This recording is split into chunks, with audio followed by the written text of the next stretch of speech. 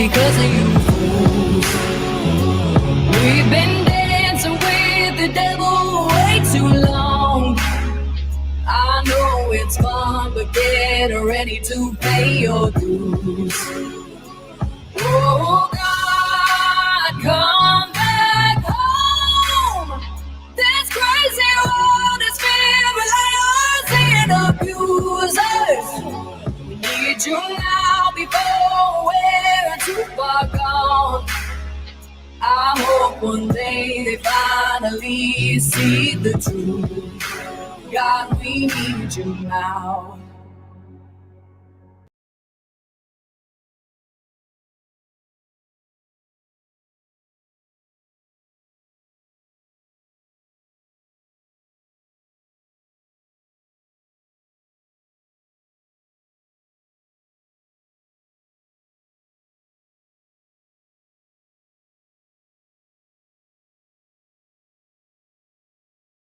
Let me go over the key points, why you should care. This thing that is, remember, this is proposed by the Biden administration. These clauses are proposed by our executive branch, by our president, okay? First off, increased surveillance.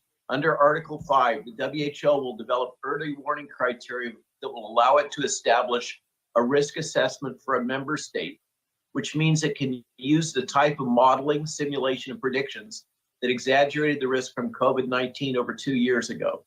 Once the WHO creates its assessment unilaterally, it will communicate it to intergovernmental organizations and other member states. They will then have a 48-hour deadline. This is how this is going to work. Within 48 hours and really less, they will have to make a go, no-go decision about complying with the mandate, which is entirely under the control of Tedros. The Director General of the World Health Organization has the authority under this statute to circumvent the US Constitution and to activate a dominant role over the US Constitution by the Constitution of the World Health Organization. He can do this unilaterally.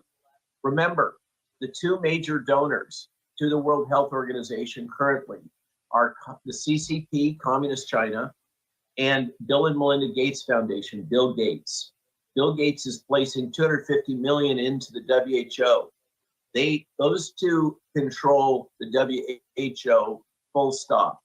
What this bill does is it hands over control of the American Constitution and circumvents states' rights. This is really a power play by the executive branch to create a pathway whereby they can get the WHO to do their bidding and to overturn the states' rights.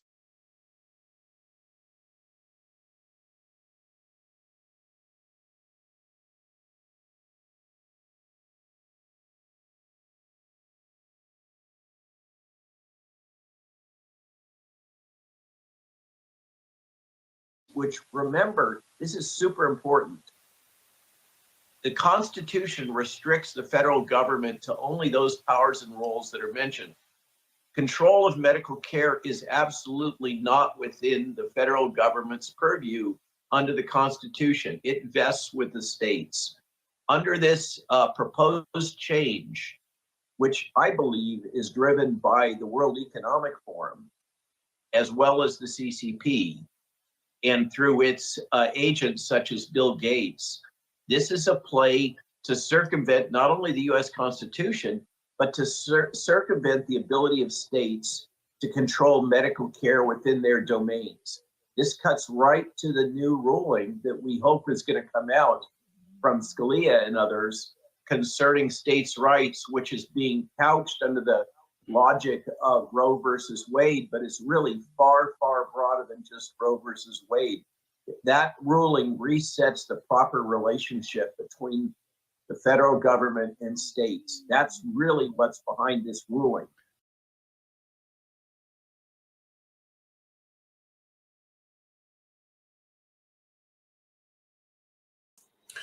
Well, good evening, patriots, freedom fighters throughout Saskatchewan, across the country, and around the world. what's going on? Things just keep getting crazier, and they're stacking these things on each other. Of course, we're talking about the Ukraine happening, which is coordinated and orchestrated by the World Economic Forum and NATO and whoever else. Then, of course, you have this sovereignty stealing treaty that's coming up, amongst all the other plans that they have in place. And things just keep getting crazier. And then, half the population is watching hockey, right? Which I don't mind watching a little hockey here and there, but there are some pretty important things going on in the world that we should probably pay attention to, more than what the media tells you. But of course, that's what people do. They spend 30 seconds a day listening to the radio news or the TV news, and they think they're pretty well informed. The opposite is true. So I've been focusing a lot in the last few days on, of course, this global pandemic treaty. It's very nefarious. It's I hope people start paying attention, because it's a big deal. It's an example of the greater agenda of global governance and population control and climate change and all these other things. It's just an example of that. And this is how they're going to go about moving towards global governance and destroying the nation state, destroying the sovereignty of nation states around the world. And I'm amazed. I just, somehow there's a part of me that doesn't believe they're going to be able to accomplish this. Something tells me that nation states around the world are going to wake up to this, and they're going to say no. Now, this first week coming up from the 27th or 22nd to the 28th is just the language, changing the language in the World Health Organization, the WHO, constitution, right? So they need to change the constitution in order to change the governing and governance within the World Health Organization. So they have to change the wording first, and that's what this first week is, 22nd to the 28th. It's changed the constitution of the World Health Organization. But it's the first step, and it's a big step toward, of course, the ultimate goal of the World Health Organization determining and dictating to nation states how they respond in the event of a pandemic. Now, of course, they'll just create a pandemic, right? And they'll just create a virus in a lab, and it'll mysteriously be let loose onto the world, and we'll be in another pandemic. And the World Health Organization, the UN, will essentially be the governing body. So this is how they're doing this global governance. But I want to show you, Salim is going to join us tonight at 8 o'clock. I got 15 minutes. I want to show you something that was shown to me earlier today. And this is why, we always have to keep learning. We always have to keep, being open to seeing and learning new things. This was shown to me earlier today. Lioness of Judah Substack does a lot of really good work. This one in particular is good. And most of the research on this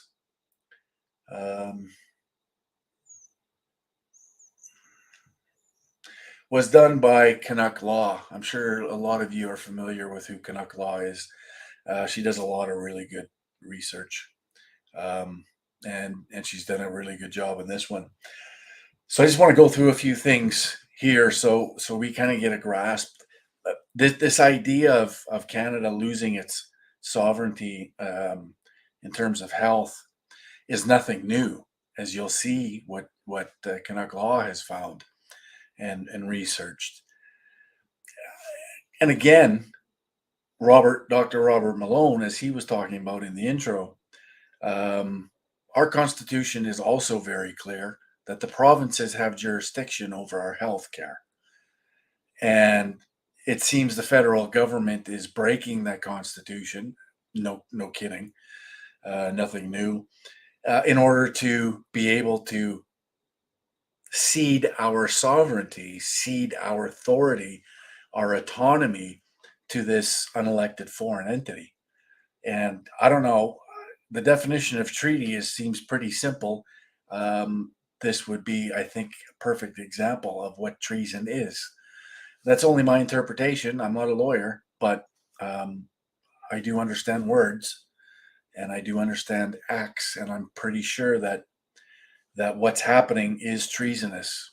When the leader of your country is ceding sovereignty, authority, governance to an unelected foreign entity, that seems to me the definition of treason. Again, I'm no lawyer, but I understand words. So anyways, this has been going on for a while, as you're going to see. Bill C-5, an act respecting the establishment of Public Health Agency of Canada, so PHAC, FAC, and amending certain acts. And Bill C-12, an act to prevent the introduction and spread of communicable diseases. I'm just going to read what she's written here. This will sound controversial, but FAC, the Public Health Agency of Canada, is essentially a branch of the World Health Organization. It's therefore logical that Theresa Tam, or whoever that person is, would actually hold dual roles. From 2004 to 2006, there were a few significant developments in Canadian politics, the effects of which would finally be felt in 2020 with this fake pandemic. Creation of the Public Health Agency of Canada by Order in Council. International Health Regulations, 3rd edition, take effect. Passing of the Quarantine Act based on the WHO International Health Regulations, so IHR stands for International Health Regulations. Passing of FACT Act, giving the agency real teeth. These events are connected. The 2005 Quarantine Act is domestic implementation of international health regulations. The provincial health acts are derivatives of that. FAC is a branch of World Health Organization that masquerades as part of the Canadian government. It was created to fulfill obligations under the World Health Organization international health regulations. Far from being a rogue administration, this was advanced by successive liberal and conservative governments. Maybe one of the reasons the Canadian media spent so much time on Paul Martin's Stephen Harper drama was to divert attention from what was really going on. Absolutely, it's what they do all the time. It may also explain why Aaron O'Toole is so blasé about martial law being imposed these days.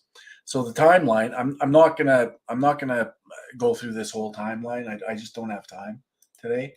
But I'm going to put the link in the chat, and you guys can go through that if you like. Again, it's just the timeline. January 2004, WHO decides to update the international health regulations, etc., etc., etc., right up until December 15th, 2006. And royal assent, the FAC Act receives royal assent. Number 2, FAC is Canada's focal point for IHR. And again, International Health Regulations 2005, 3rd edition. Each state party shall designate or establish a national, international health regulations focal point and the authorities responsible within its respective jurisdiction for the implementation of health measures under these regulations. National IHR focal points shall be accessible at all times for communication with the World Health Organization IHR contact points provided in paragraph 3 of this article. The functions of the national IHR focal points shall include sending to the World Health Organization international health regulation contact points on behalf of the state party concerned, urgent communications concerning the implementation of these regulations, in particular under Articles 6 to 12, disseminating information to and consolidating input from relevant sectors of the administration of the state party concerned, including those responsible for surveillance and reporting, points of entry, public health services, clinics, hospitals, and other government departments. Seems to me that back then we ceded a whole lot of our national sovereignty to the World Health Organization in this regard. And I find that interesting. It seems to be relatively treasonous once again when our Constitution is pretty clear that the provinces will administer and determine our health care. And the World Health Organization shall designate IHR contact points which shall be accessible at all times for communications with national IHR focal points. The World Health Organization IHR contact points shall send urgent communications concerning the implementation of these regulations, in particular under Article 6 to 12, the national IHR focal point of the state's parties concerned. World Health Organization IHR contact points may be designated by World Health Organization as headquarters or at the regional level of the organization, blah, blah, blah. So it carries on, it continues on. So the 2005 edition of the International Health Regulation specifies that each state party, which is each country, shall establish a focal point. These points shall be responsible for implementing the regulations and answering to the World Health Organization. And who is that focal point? The Public Health Agency of Canada. It was created specifically for the purpose of implementing the World Health Organization's directives on global public health. Who better to head the fact than Theresa Tam? This person acted in a 2010 film supporting martial law and already works for the World Health Organization anyway. Timeline of FAC and IHR implemented.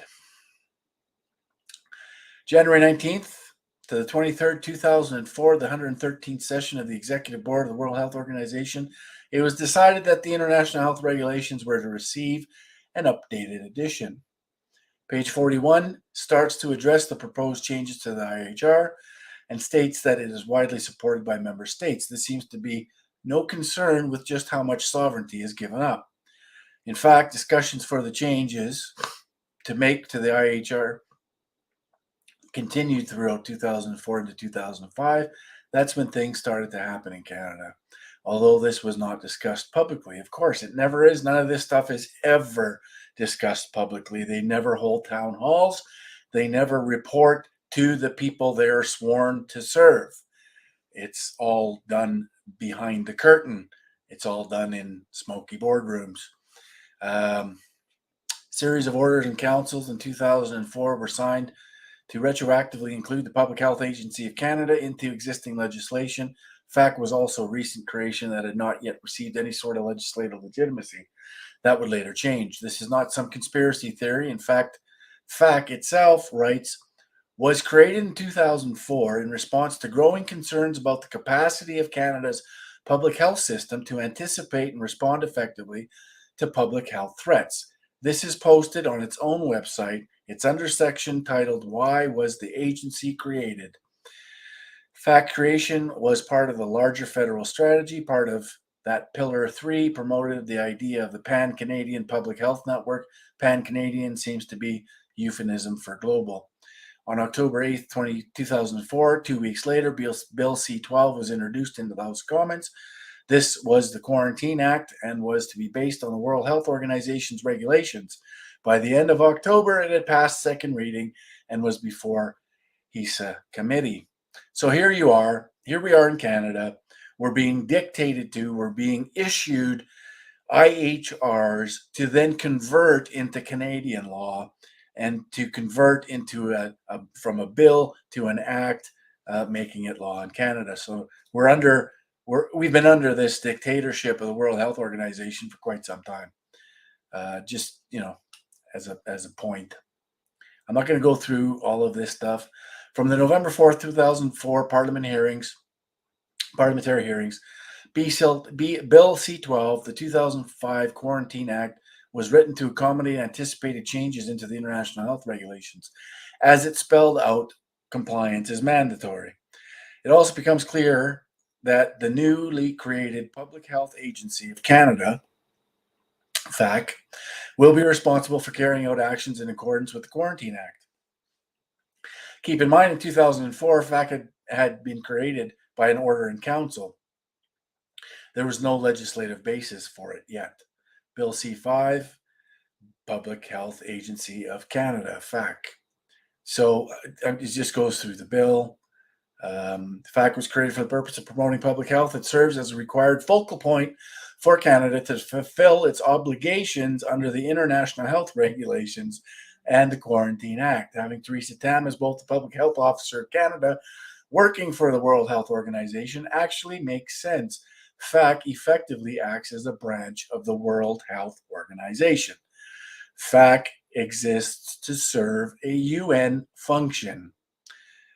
So this is nothing new. Again, I put the link in the chat. I encourage you to go and have a look at it. I encourage you to share it. Canuck Law has done very good work in this regard. There is another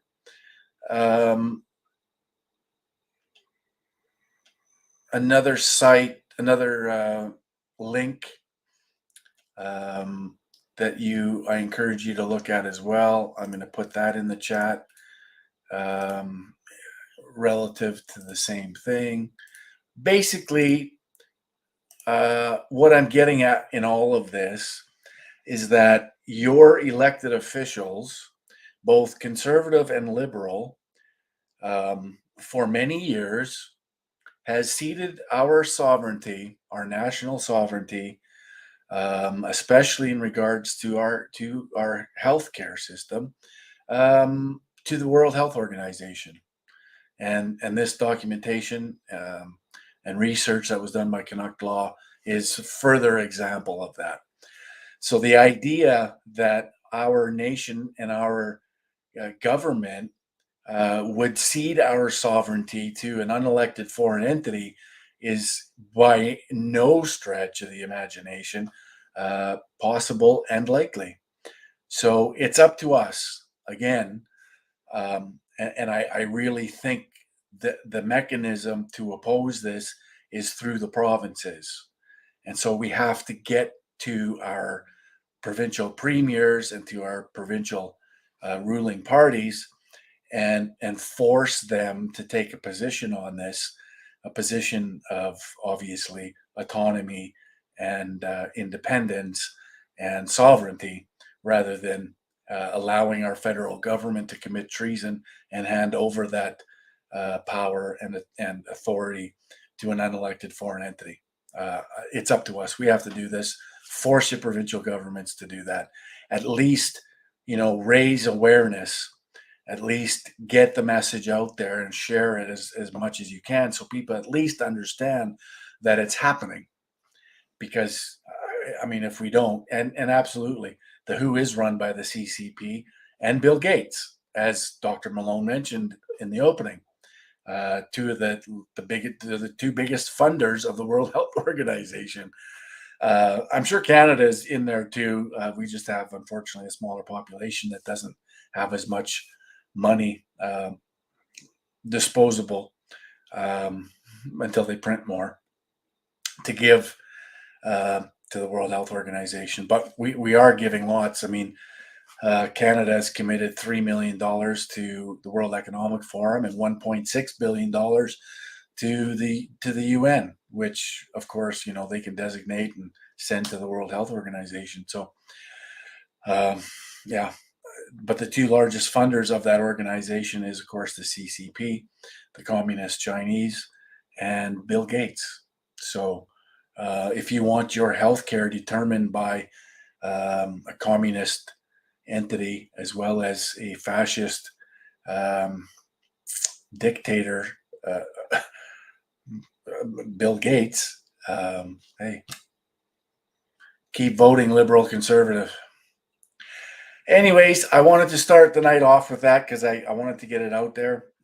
So there you go. It's out there. Now I'm going to bring in my good friend Salim Mansur to join us to have a discussion about, well, this sort of leads from this into our discussion. Ukraine essentially being the battleground of globalism. We're going to dive into that a little bit more tonight with my good friend Salim Mansur. Hello, Salim. Hello, Mark. Good evening to everyone. How are you? I'm good. How are you, my friend? I'm good too. I'm good too. Beautiful weather in southern Ontario today. Yeah, not here. It was a great day if you were a duck in Saskatoon. Okay. Yeah, it rained and it's cold and it's kind of gross. Well, I've been hearing what you've been speaking, Mark, and some of the announcements that you have done over the week. They're terrific. You're bringing to attention what the mainstream media should be blasting right on top of all the news, but it's totally missing that we are slipping deeper and deeper into the clutches of the globalists and the globalist agenda. And here the conservatives are having a debate in which there is no discussion about any of these matters. Right. Their debate is a complete farce. And I mean, during this leadership race, you would think that an opposition party that's in the middle of a leadership race would talk about some important subjects, none of which really go anywhere below the surface. And it's obvious they can't, because they're the party that's responsible for a lot of this. So, are they gonna out themselves? I continually ask Pierre Polivier on Twitter and other social media that, do you denounce the Sustainable Development Agreement that your party is responsible for bringing to our country? Do you denounce your party for doing that? Do you denounce it in general? And if you do you denounce your party for doing it? And of course, they can't answer that. And then you look at even the independents like True North or Rebel. They seem to be in the pocket of the conservatives. They won't talk about these issues. They won't ask these questions, right? So it's up to people like me and yourself and others that have to do it. And we're forced to do this. Right.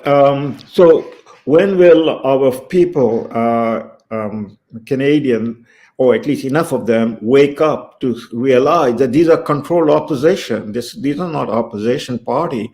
They're controlled opposition. I mean, going back to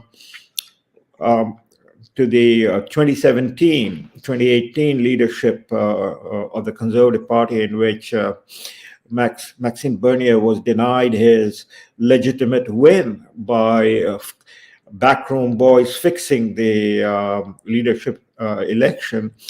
Maxime only, at that time in 2017, none of these issues were at the forefront, but he raised the issue of supply management, and you saw what happened. The backroom people, the Conservative Party, financiers, and others got together to get instant membership among the supply management people in Quebec. The 7,000 vote difference that removed Maxime Bernier from what was practically his leadership. He had gone through 12 of the 13 round of election, the voting, and at the last vote he was taken out. So this is control opposition. It has nothing to do with the people's agenda. And I asked the question only rhetorically. I know the answer. The people are not going to wake up because the people have abandoned their own responsibility.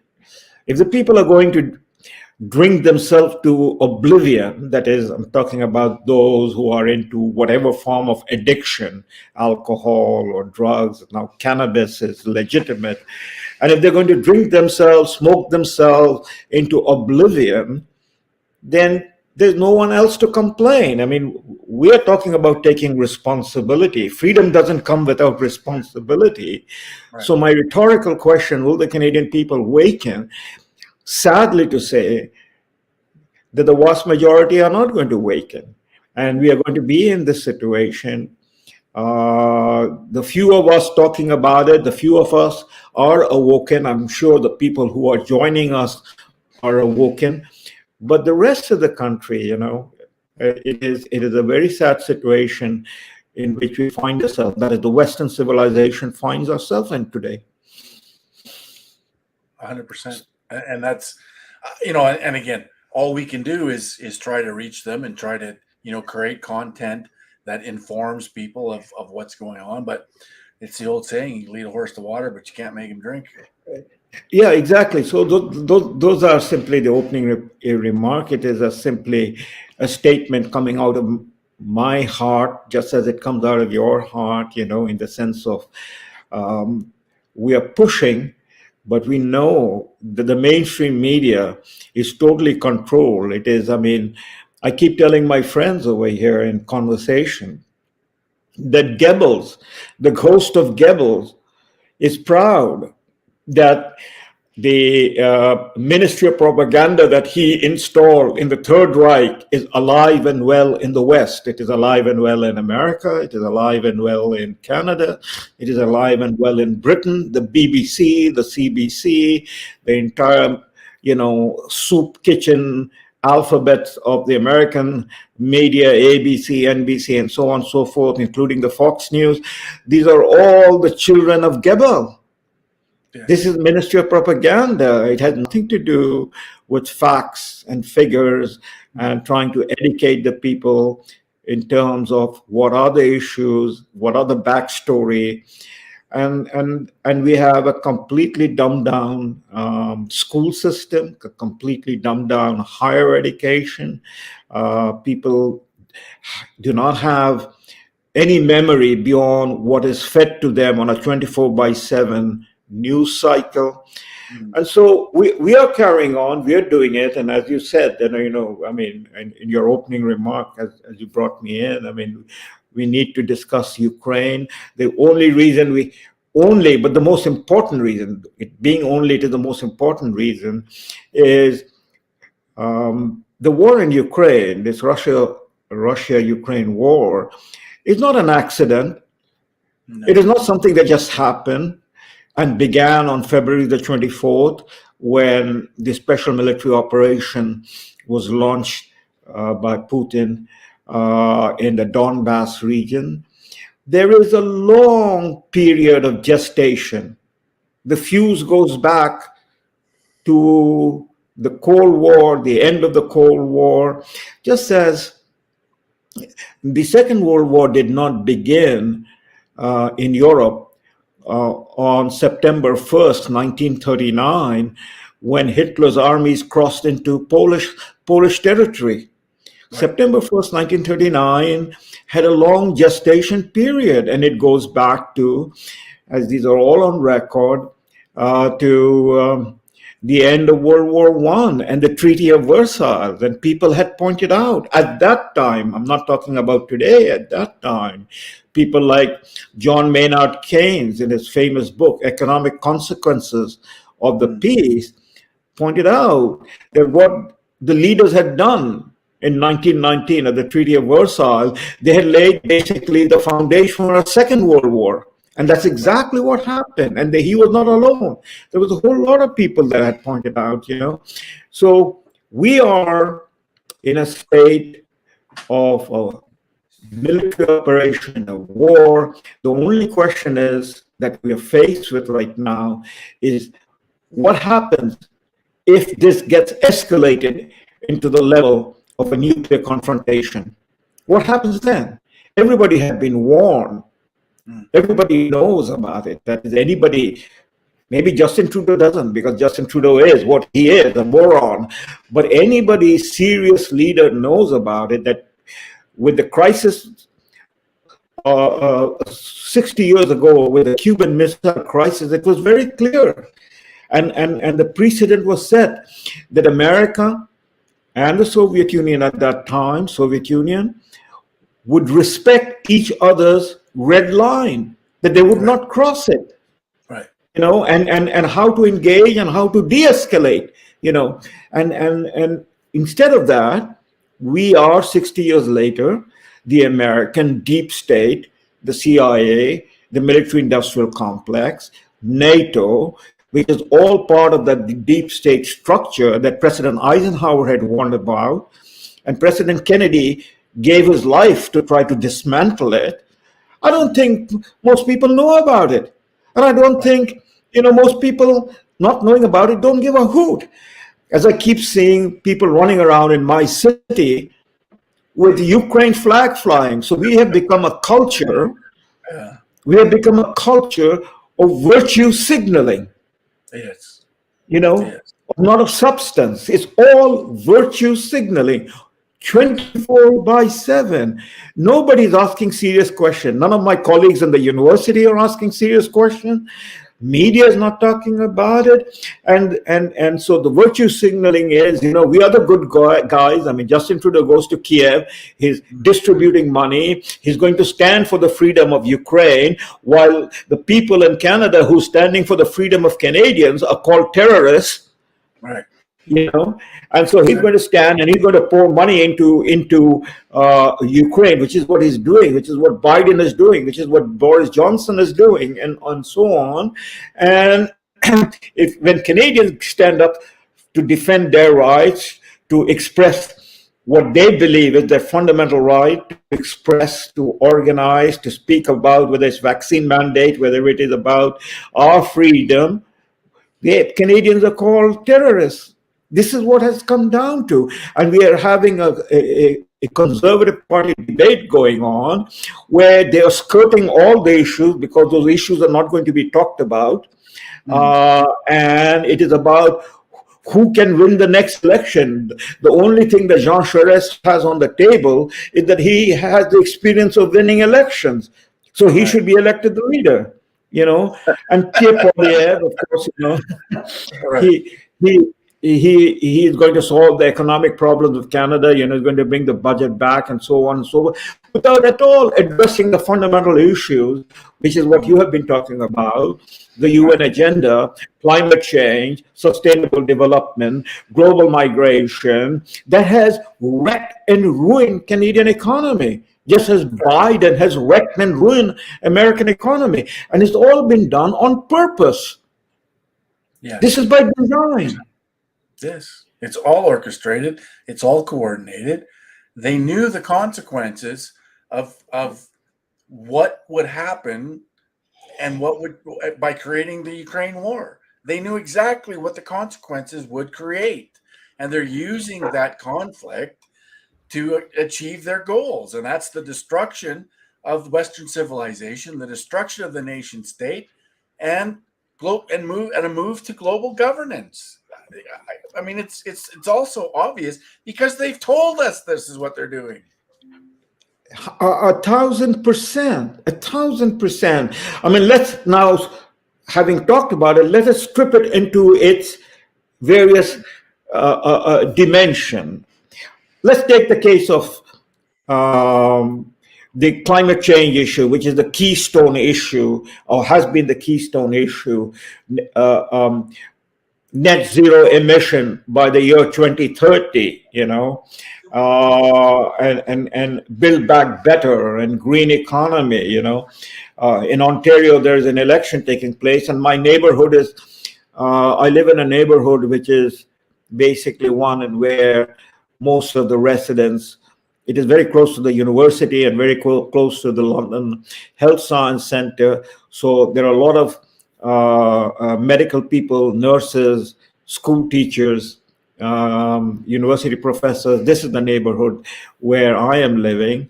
And the signs up in my neighborhood is all about Green Party, vote green, Yeah, sure. And so this clear issue about climate change and everything surrounding it means the destruction of the fossil fuel based economy that began, more than 30 plus years ago. Today in London, I don't know what is the price in your part of the country, in Saskatchewan. In London, I paid $2.10 for a liter of gas. Yeah, it's 204 for diesel and 178 or 182 for gas. So yeah. Well, for diesel in London, if my memory serves me, when I went to the gas station, the diesel price was flashing. Diesel price is around about 230 or 240, something like that in the range, you know. Um, so here, very quickly, I mean, Canada has, you know, is among, in terms of our oil and gas reserves, Canada is among the top 5 countries in the world. Right. You know, America under President Trump in 2017, 2021 had become the top producer of oil and gas in the world. America was totally self-sufficient when President Trump the election was stolen and he left office in January of 2021. The price of gas in America was $1.80 a gallon. Here we are spending $2 plus a liter. So 4 liters to a gallon, you know, simple mathematics, you know, is almost $10 to a gallon. In America, it was $1.80 a gallon. Today in America, gas is over $7 a gallon in California. And so what is the explanation of it? I mean, how dumb do the people in America and Canada? We are a first world country. We are not some third world country. Without trying to insult any third, I come from the third world country, but we are not Zimbabwe. We are not Bangladesh. We are not, you know, Papua New Guinea. We are the first world country, you know. So how dumb can the people in first world country be? This is a deliberate issue to destroy the fossil fuel economy, you know, and by destroying the fossil fuel economy or by shutting it down, destroy the middle class in America, destroy the middle class in Canada, you know. At $10 a gallon, you know, it means that this entire 20th century history, beginning in late 19th century with the invention of the internal combustion engine, Henry Ford and Company, that America and Canada became the model of an advanced country, driving cars, highways, and so on, that is to be now destroyed. We're going to go back to bicycles and we're going to go back to bus riding and back to walking, you know. This is the destruction of the middle class, you know. And yet this middle class is voting for Justin Trudeau, voting for the Conservative Party, voting for Biden. So what has happened is garbage has been put into our body and our brain has become garbage. And that's what it is. 100%. It's a mad cow disease, and this is what has happened, and we can't talk about it. We cannot discuss it, because to talk about it and discuss it in America, Biden has already put in place Disinformation Bureau, and you can be then indicted for false propaganda and disinformation. So back again, we are into Orwell territory. And yet the people will continue to vote for these people. Yes. Yes. So that is one aspect of it. I mean, we can keep on going. Today, the number one news item, it has been for the last few days, but today in the evening news, the number one item in American news was, that is not in Fox News, was baby formula cannot be found in most of the cities, you know. In Texas, what I saw, the clip was none of the major departmental store, grocery store, their shelves were carrying baby formula. It was empty. Well, this is the beginning of what we have been talking about. This is the destruction of the supply chain, and therefore the destruction of our food economy, and worse things are going to come, you know. And yet we are going to keep voting for the Liberals. Yet we are going to keep doing virtue signaling. But so this is where I say, though, Salim, is once this gets to a certain point where the people are directly affected, it's not just, you know, on the fringe where people are, it's the majority of people are affected, then they're going to be forced to wake up. And as far as I'm concerned, yes, a lot of us think it might be too late, but it really, ultimately, it's never too late to turn around, the direction that we're headed. But sooner or later, the masses are all going to be affected. I mean, when their goal is to destroy Western civilization, the industrialized world, in favor of this global utopia that is dystopian, and it will be a nightmare. As we move closer to that, more and more people will be forced to wake up, and their bubble that they live in will burst. It has to. It's inevitable. But is it in time before we can avoid it? No, it's not. It's going to happen. Yeah, what you are arguing and what I agree with is based upon the principle of logic. Yes. That logically this thing is unsustainable. Right. And therefore, there should be a fundamental repudiation of this unsustainable situation that has been going on incrementally till where we have arrived over the last half century. Right. Okay? So logically, it is, I am with you. And in that sense, logically, I want to remain an optimist. But all I have been witnessing. And I agree with you, because even right now, as we speak, most Canadians' face is glued to the TV watching hockey playoffs, right? Because that's the most important event in their life, and they don't want to see anything outside of that. It's by choice, but soon they won't have that. So Yeah, okay. I mean, but I don't begrudge. I confess I have not watched a single big league baseball for the last 3 years, and I confess why I haven't watched it. Neither have I watched big league baseball, nor have I watched NBA or the March Madness, because I love sports and I would sit and watch baseball, especially as the playoff approach, and then basketball as the playoff approach, and March Madness with my son, because he was crazy about these things. Well, once I lost my son, I have not, God is my witness, I have not tuned into any of these things. I cannot watch it anymore. right. It is too hurtful for me, and so I haven't, but I don't begrudge other people watching it. The people have to have distraction from the worries. We owe it to our children. We owe it to our children. If you have children, as I did with my son, he grew up with me.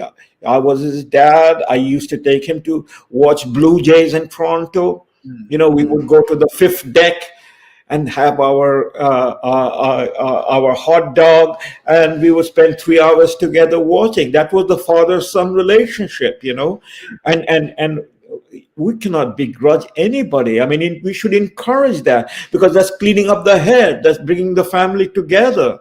But what we must insist upon, that the parents, that the people who are adults, start taking seriously an understanding of the world, read history, ask questions, and the freedom that you have or you were born into was not given to you as a lottery ticket. People fought and died for that freedom that you have today. And therefore, you owe it to your children and your grandchildren that you take responsibility for that freedom, and that not hand it over. But people don't discuss it. People don't engage in it, They roll their eyes over. And so what we have is moronic people running our country at the level of the federal, provincial, and municipal governments. Absolutely. And that's the point I'm coming back to, So I mean, this whole idea that they bought into climate change, well, the consequences is right now. It is now $10, it's going to become $20. It is over. That culture that our parents and grandparents fought for, it is in our lifetime we have failed them, and we have failed our children and grandchildren. It is our responsibility. So back to Ukraine, this whole idea of the globalists for the last 30 years that they were squeezing Russia. Now it is clear. If I talked about this 5 years ago, then nobody would say that, yeah, there is some truth to it. No, they would say Salim is crazy, or Salim is a Russian agent. He's a communist. And I spent my life opposing communism because I come from a third world country and I know what it is. Right. But the squeeze on Russia after the end of the Cold War, when the Cold War was finished, communism had been defeated. We can now clearly see, now that it is happening, we can clearly see that the whole idea behind, say, climate change only, that is the Europeans, and of course Canada is part of the European mindset, virtue signaling, was starting with Germany under Angela Merkel, who became the chancellor in Germany immediately after the Cold War ended in 2006, 2005, 2006. She only retired this year. Right. It was her agenda, as was it the agenda of all the European members of the EU, the green economy, that they are going to go into, the renewable energy, wind power and solar power, and where would they get their fundamental energy that is required to run their industry? Germany was until now the powerhouse of European economy. It was German money, it was German economy that was sustaining countries like Greece, Italy, and so on and so forth inside the EU. Where would they get their resources for their industry? Well, the answer was, as they demonstrated it, they built the Nord Stream 1 and the Nord Stream 2. They would get their fossil fuel requirement from Russia and from the Middle East OPEC country. In other words, this is virtue signaling. We Germans, we Europeans, we have the purest economy. We have the green economy. It is being run by wind power. It is being run by solar panels. It is, this is the great economy of the future. In the meantime, they have parceled off their industrial economy that has to be run by importing gas and oil from Russia. The same thing with the Canadian. We shut down. We are not going to bring oil and gas from Alberta. We are not going to bring it from Western Canada with pipeline to the heartland, which is Ontario and Quebec. But we're going to buy that oil from Saudi Arabia, from the Middle East, and bring it by ships into East Coast, and then send it down St. Lawrence into the heartland, So this is it, virtue signaling. We will have a green economy, whereas we're going to shut down our own oil and gas production. The same thing with the American. So you multiply this effect. This was virtue signaling. Well, the Russians said, okay, you're going to have to buy our gas, we'll supply you with the gas. So did the Arabs, so did the Iranians, so on and so forth. The Chinese need it, the Japanese need it. They are importing their gas and their oil from Russia, from Iran, from Saudi Arabia. And so it is only the European and the Canadians and the Democratic Party in the United States that have gone into this green economy to impose their virtue signaling on the rest of the world. So then what happens? Nature has its own answer. So they start a war. And the war that is started by squeezing the Russian through Ukraine, by pushing NATO eastward, you know, completely insulting the idea that the Russians have a green line, just as the Americans have a green line, you know. Right. So they do that, a war starts, then they say, we're going to sanction Russia. So they sanction Russia. So what happens then? When the sanction began after February the 24th, that's the week. First, they expel Russia from the international banking system, which is Western banking system. They seize the assets of Russia, $300 billion asset, that is the sovereign asset of Russia in Western banks, European banks and American banks, where you unilaterally see. That means it was robbed, it was stolen. If you want to be absolutely frank about it. So they stole $300 billion plus of Russian money with no compensation. They put the sanction on everything. So Nord Stream 1, Nord Stream 2 was sanctioned. Well, Russia went along with it in the sense that, okay, you sanctioned us, you sanctioned us. The ruble, the Russian money, on the day the sanction was implemented, that is February the 25th, 26th, the ruble was valued at over 180 rubles to $1. Right. 8 weeks later, this week, the ruble's value was 60 rubles to $1. That means the rubles had increased its strength 3 times in this week. It is the US dollar that has collapsed, which also means the euro dollar has collapsed compared to rubles. Right. The question is why? Well, one reason is the rest of the world shifted. That is the Chinese, the Indians, the Brazilians, and the Japanese, most of the Pacific countries. They shifted from US dollar as the reserve currency to rubles. They started buying rubles to pay Russians with rubles. Yeah. Okay. What about the European? Well, the EU, the chairman of the EU, the commissioner, she is talking about sanctions, and more sanctions are coming. But in the meantime, individual members of the European Union, like Austria, like Hungary, like Greece, their individual members, including Germany, are going behind the sanction and buying rubles to pay Russia rubles to get their gas. To get their gas, yeah. Sure. So that their economy can be functioning.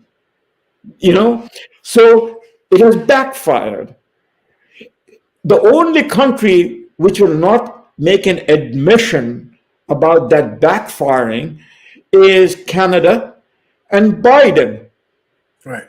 Now, Biden is sinking. The Democratic Party will get slaughtered in the midterm election in November, except if they get the Dominion machine to do the job and the 2,000 mules to do the job. But the American people are awake. They're fully awake now, and it is going to be a bloodbath electorally. And I hope, and many people hope it happens, Even if the rhinos are elected, the rhinos have to look around and see, if they don't do what the people want them to do, they will be gone. So the Biden ship, Titanic, is sinking. The only country then in the entire world that is totally off the map on this issue is Canada. It's Canada. Because we have a virtue signaler as a PM. Absolutely. So we have this man going to Kiev. 3-4 days ago, he was in Kiev, and he's parceling out money to Zelensky as if it is nobody's business. And here we are having a debate among the conservative, and nobody's asking the question: who gave the authority to the Canadian government to, engage in providing drones, providing military equipment, providing artillery equipment, and of course, money, to finance the Zelensky government. Where did the authority come from? Was there a vote in the parliament? Was there a discussion and debate in the parliament? Or is it that the 338 member in the Canadian parliament are all wearing the Ukrainian blue and yellow, and everybody's up in virtue signaling? And as a result, we have become a belligerent power in this war. Yes, 100%. So the latest news is, and there's a complete blackout in the Canadian media, so we will not know from the Canadian media about this, but one of the latest news is there. You have it on the screen.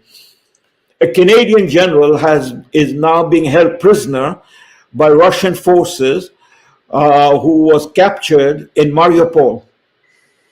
Lieutenant General Trevor John Kedio.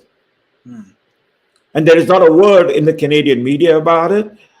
And this man, who is now being held prisoner according to the Russian sources, will be spilling the beans on what Canadians have been doing in Ukraine during this period. Right.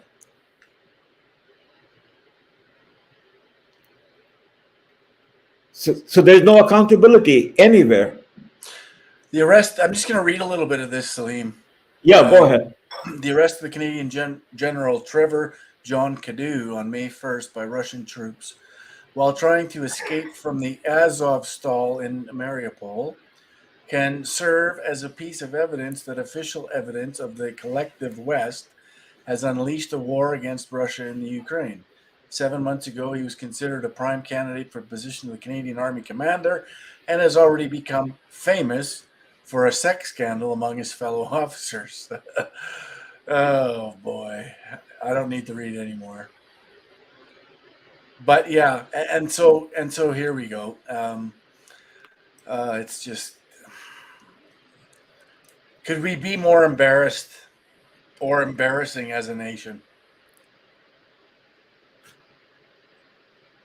I didn't get that. You were telling me something? Yeah, I was just saying, is it possible for us to be more embarrassed, or that, It is worse than embarrassment, because if even a part of the story is true,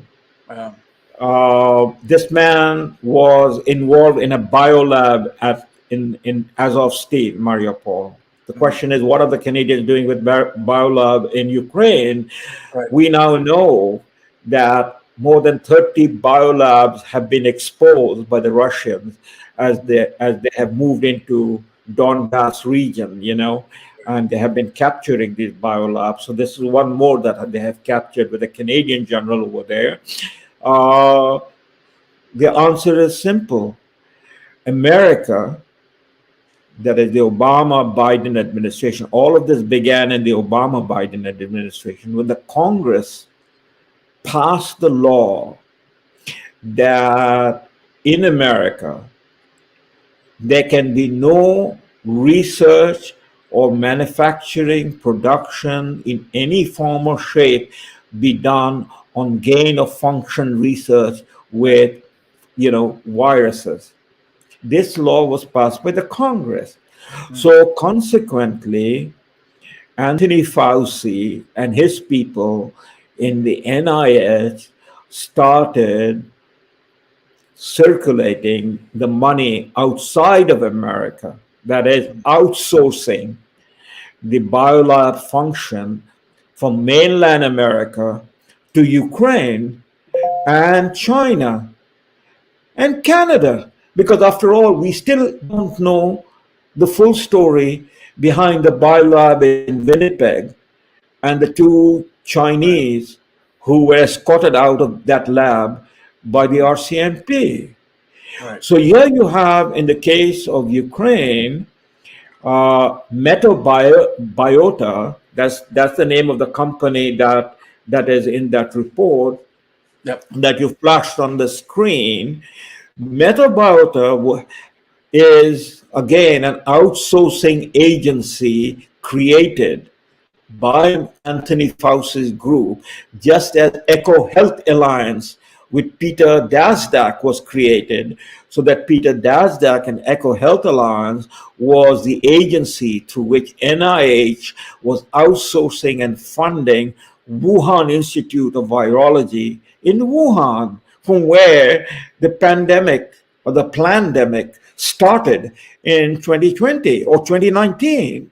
Okay, so here it is. We are deeply involved in such activity in terms of modern warfare. Who is the target of these biolabs? In the case of Ukraine, the target was Russia. Right. Right. In the case of China, now we know the target was not only the China, the surrounding area, and the Chinese are now paying the price for it, but it was to take out Donald Trump. Right. And so the rest of us were all victims of this effort to bring down, and the effort turned out to be successful because they locked down the economy. They, went through all the mandates, and Trump, because that created the basis of mail-in ballots, became the basis of the rigging and the stealing of the election, and Trump was ousted. Right. Right. Okay, so this is exactly the deep state operation that goes all the way back to the end of Second World War, of which, I mean, it is just think about it. The man who made the warning was America's greatest general in the 20th century, a 5-star general, the man who won the war in Europe, General Eisenhower. Right. Now, if you go deep into that history, and I can only take, a capsule version in 60 seconds, Eisenhower, and in his memoir, and in his biography, that is the finest biography that has been written about Eisenhower is by a man by the name of Gene Edwards, who was a professor at Columbia University, a historian. The storyline is that General Eisenhower got himself, in a sense, handcuffed. This is idiomatic. Handcuffed means he was surrounded by the appointees who were deep state actors, beginning with his Secretary of State, John Foster Dulles, and John Foster Dulles' brother, Allen Dulles, who became the chief of the CIA, which was before it became CIA, it was OSS, the Office of Strategic Services, Right. And these were people who were acting covertly for the military-industrial complex. All right, so Eisenhower was boxed in by this. Eisenhower tried to break out of it, but he couldn't. People think that just becoming the president gives you all the power to do everything, and that is not true. Right. You can become the president. It's like becoming the skipper on a aircraft carrier. Just because you're a skipper on an aircraft carrier doesn't mean you have your finger in every aspect of the aircraft carrier. You have to delegate authority, and you're working with people who have already been there. It's a complex machinery. So that's exactly what happened to Eisenhower, to Kennedy, and then to Trump, because they were surrounded by deep state people. In 1960, the last year of President Eisenhower in office, he, according to his memoir, I'm now citing his memoir, according to his memoir, he had planned that in the last year of his office, before he leaves office, he will do what he called a crusade for peace. This was to be the culmination of an agenda that he had launched called Atom for Peace. So the crusade for peace was planned for the summer of 1960, and that this crusade would end up in a summit of world leaders. But the principal leader that was going to be invited would be Nikita Khrushchev, the leader of Soviet Union. And the summit would be held in Paris. The president at that time in Paris was Charles de Gaulle, who was a colleague of Eisenhower in the war. Charles de Gaulle was the leader of the Free French. So it was all arranged that the summit would take place, the crusade for peace, and President Eisenhower would launch the summit and, in a sense, expose the deep state by signing, agreements. Well, what happened? The date was set for the end of May 1960. And what happened was, in the first week of May, a CIA spy plane, U-2. U-2 was a high-flying, high-speed supersonic plane that used to be used for reconnaissance. That was the plane that took the pictures over Cuba of the missiles, the Soviet missiles in 1962. So a U-2 plane took off on a mission given to the pilot from Pakistan, from Peshawar in northwest Frontier.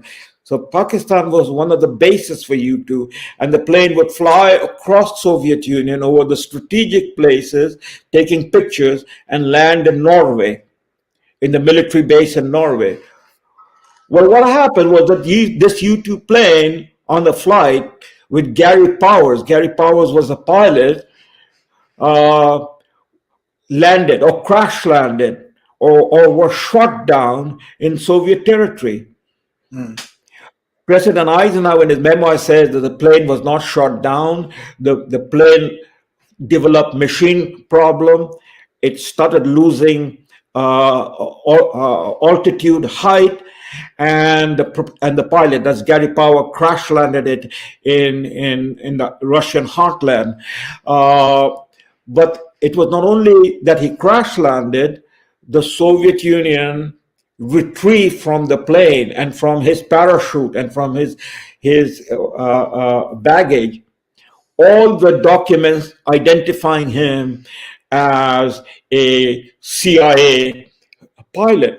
Now, in a normal circumstances on a mission of this nature, no pilot would be carrying in his parachute and in his plane identification of his mission, because that's a secret mission. There's always a possibility of a crash.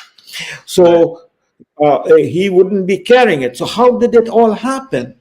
Well, the subsequent story that has been told about this by people with inside knowledge was an Allen Dulles operation to sabotage the Crusade for Peace summit.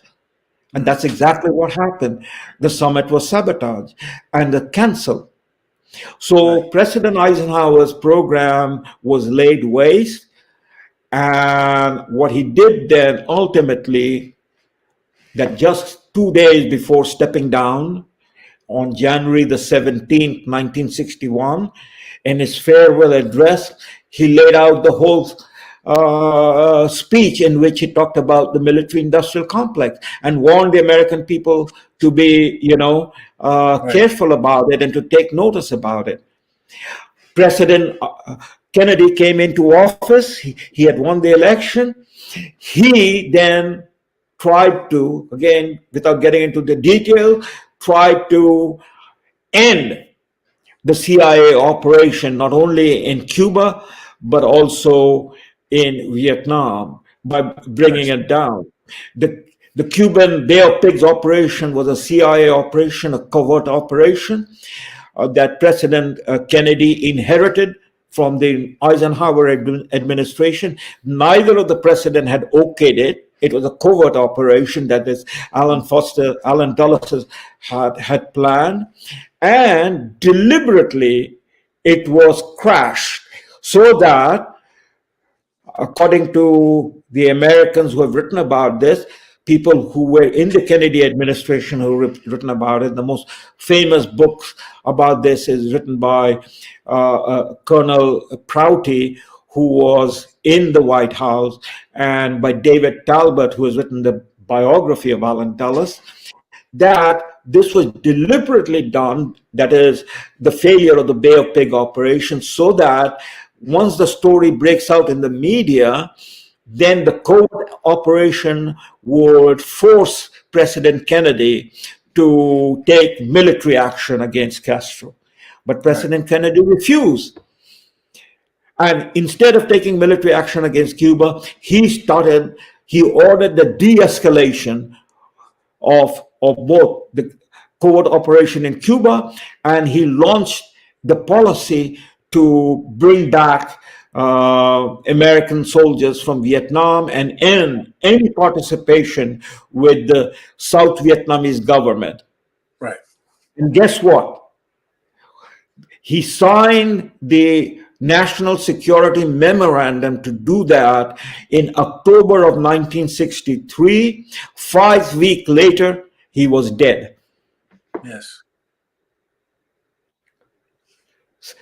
This is what is the deep state activity. Why is it doing this?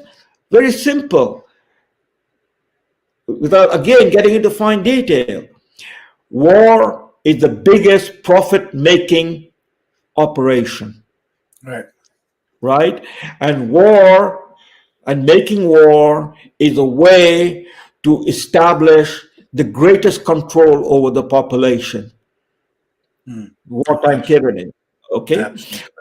So from the end of Eisenhower regime, remember, if people don't recall this, let me remind them. When President Eisenhower came to office after winning the 1952 election, the first thing he did was to negotiate a ceasefire in the Korean War. Right. And ended the Korean War. So from the end of the Korean War till the end of the Cold War, you can look around and count up the operation in which America has been involved. And the worst of the worst operation was Vietnam, which affected Cambodia, affected Laos, the whole region. Right. Millions of people dead, millions of people turned into refugees, And among the Americans, the cost of Vietnam was 58,000 Americans dead. All right. And billions of dollars spent. But all these dead, all of these refugees, all of the destruction is on one side of the ledger. On the other side of the ledger is the war profits that went into the military-industrial complex. Right. So this is what. So the Cold War ended. Well, we had to have more wars. So then began the Color Revolution. Then began the activity that we saw right across the Middle East, Afghanistan, Iraq War. Into then the Balkan Wars, into the Color Revolution in Georgia, in Ukraine, in Serbia, Kazakhstan, Armenia. So this is what the covert operation is all about, because there are trillions of dollars involved, and that's what is happening in the Ukraine war. Whereas you don't find baby formula now in the grocery stores. And more is going to be coming down the pipeline, because the supplier of fertilizers, the supplier of metals, the supplier of raw material are one of the major suppliers, of course, Russia, but are in the third world countries. We have closed it down in our own country. Right. All in the name of green economy. Yeah, sure. Yeah. And the effect of all of this is in our culture. Our culture has been totally bastardized. When a man can be a woman, and when a man can proudly go out to destroy all the record of the women athletes, what is it that is now missing in our understanding to see how we have bastardized our culture? We have turned our society in a Sodom and Gomorrah. Yes. And nobody can talk about it. Calvin Klein has a campaign on right now showing pictures of men being pregnant and their women lying next to them. That's right. It's That's right. phenomenal. It's just, I mean, we are not alone. I mean, the biggest factor in all of this is the Americans. You see, as the Ukraine war is basically from there are two aspects of this war at minimum. One is the info war, and in the info war, which is the media, the Americans and the Western media have a monopoly. They around the world because of the power of the Western media. You know, New York Times and so on, BBC and so on. The Russians cannot compete with the Western media. The Chinese cannot compete with the Western media. The Indians or the Brazilians cannot compete with the Western media. The Western media is the most powerful media in the world. But now it is Goebbels media. So there's an info war going on with the Goebbels media providing all sorts of fake news, which is what our people are buying into. right. But the people who are producing the fake news, they know what the real news is. Right. And the real news is Russia is grinding down the Ukrainian army bit by bit by bit. So it's only a matter of time, not our time. It is Russian calculation because they're going to do it on the basis of their own timeline, Right. their own strategy. They're not running this war on the basis of American retired generals on Fox News and CNN telling them what is the time. Right.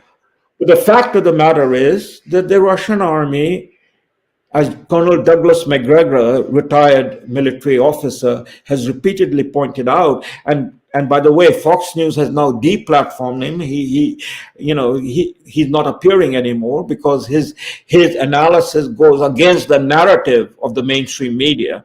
Right. So, as Colonel Douglas MacGregor has repeatedly said, that to take an example, if America was drawn into some sort of military action with Mexico, then it is absurd for anyone anywhere in the world to believe that the Mexicans are defeating the American army. It is not going to happen.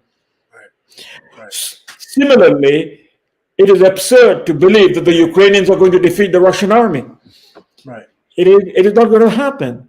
It won't happen. Ukraine is on the Russian border. They're not having to do it.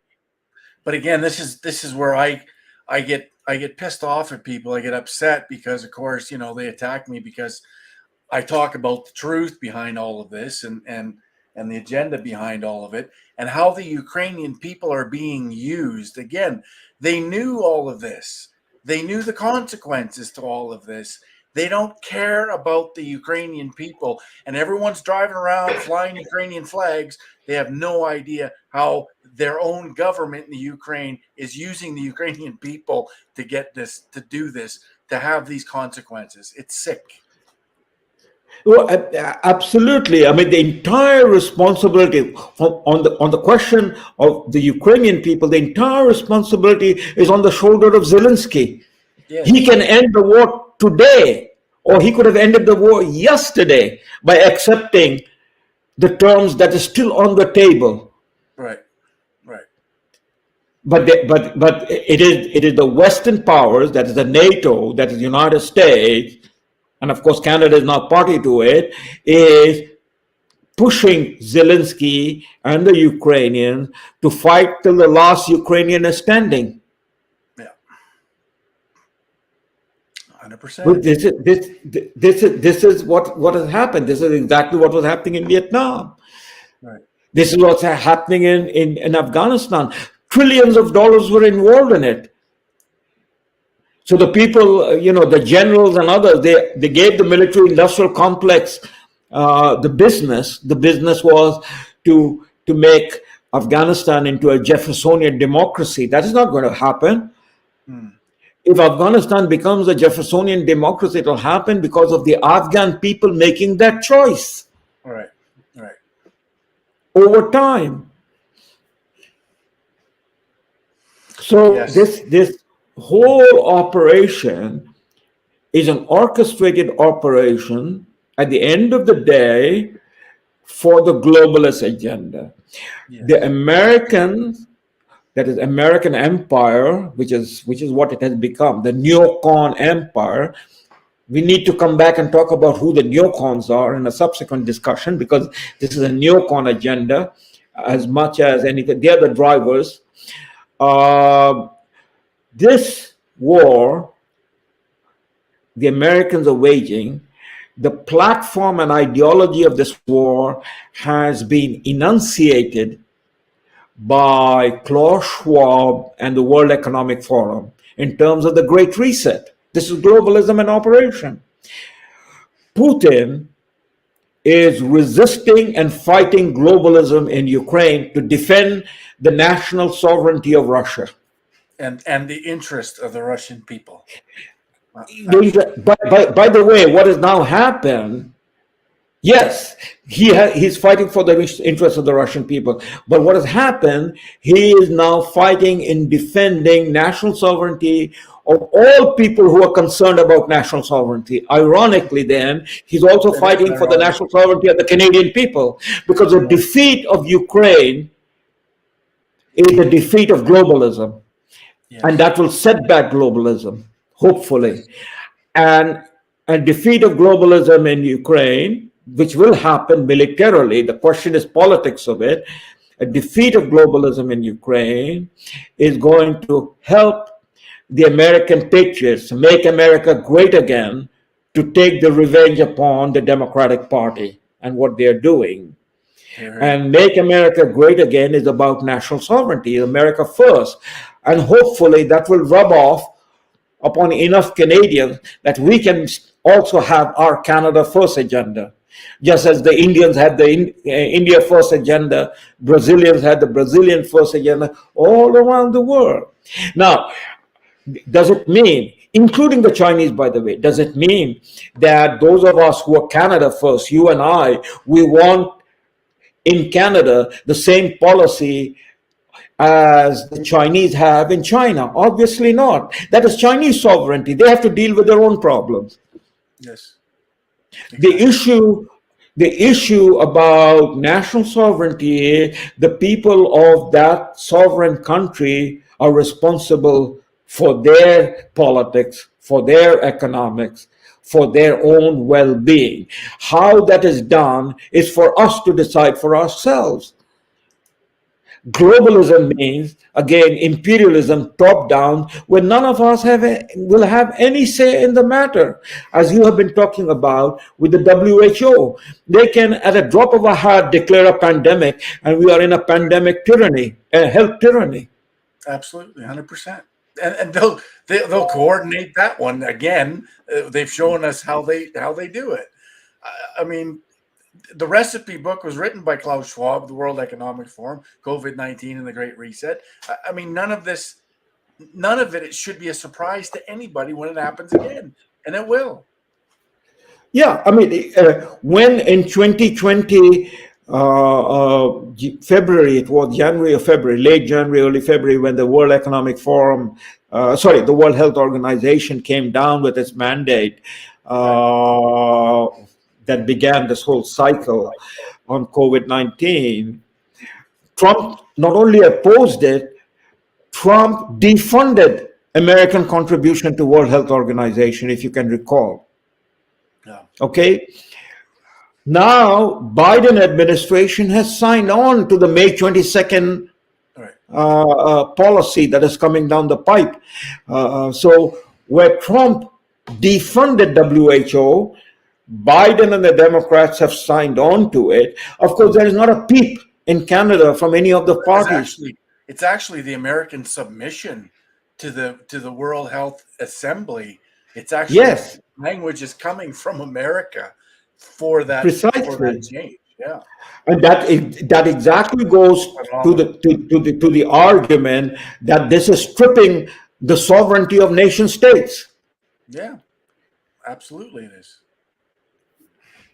Absolutely. So a Russian victory in Ukraine, which is military victory, is guaranteed. It is going to happen. The question is a political issue.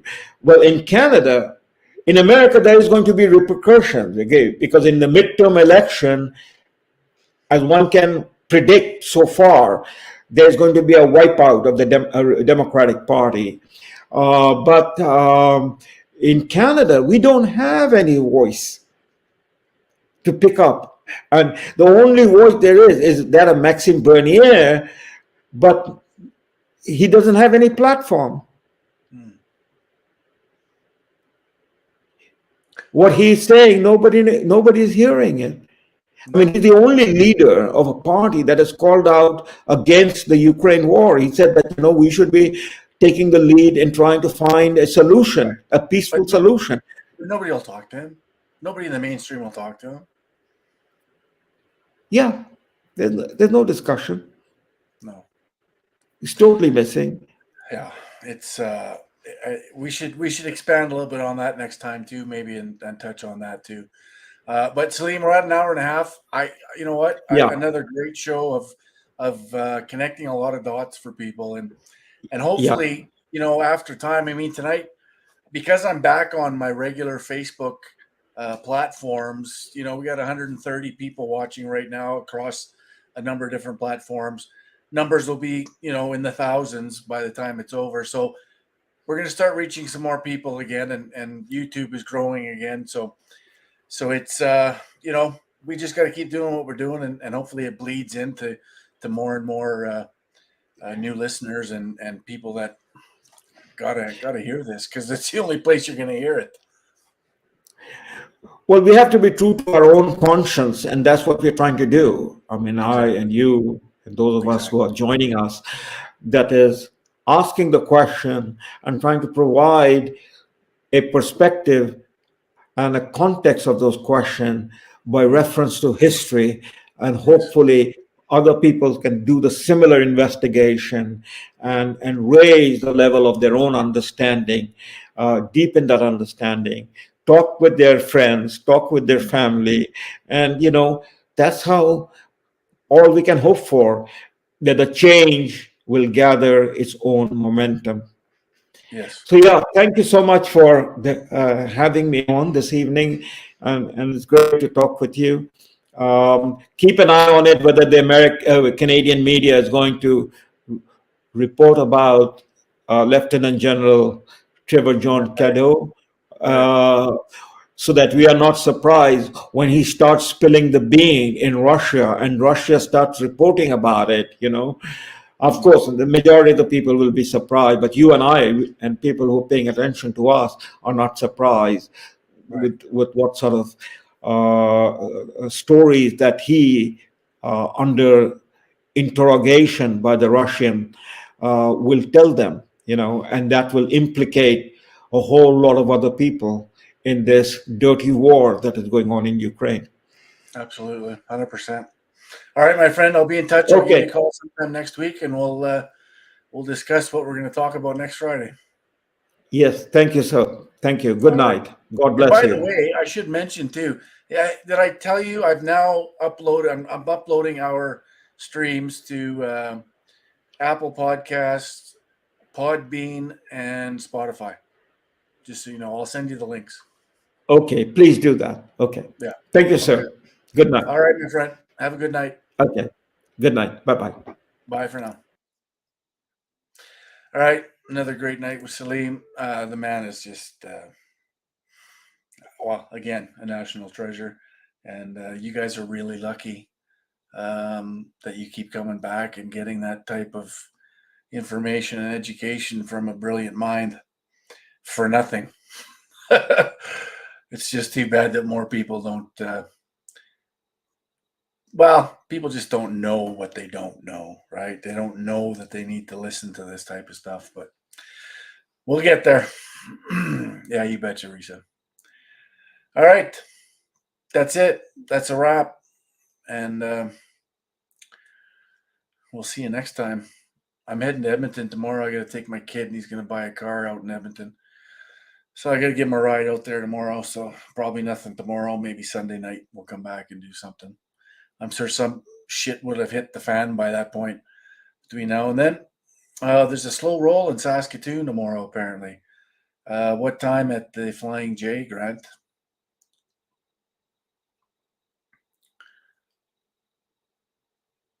I'll just wait for Grant to answer here.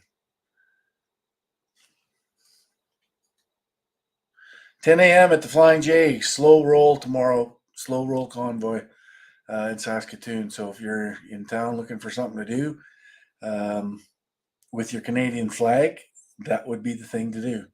So yeah, sometime between 10 and 11, meet at the Flying J. And yeah, let them know we're still paying attention. All right. Anyways, hey, Kelsey. That's a wrap. And remember, globalism, bad. Nationalism, good. All right. Ciao for now.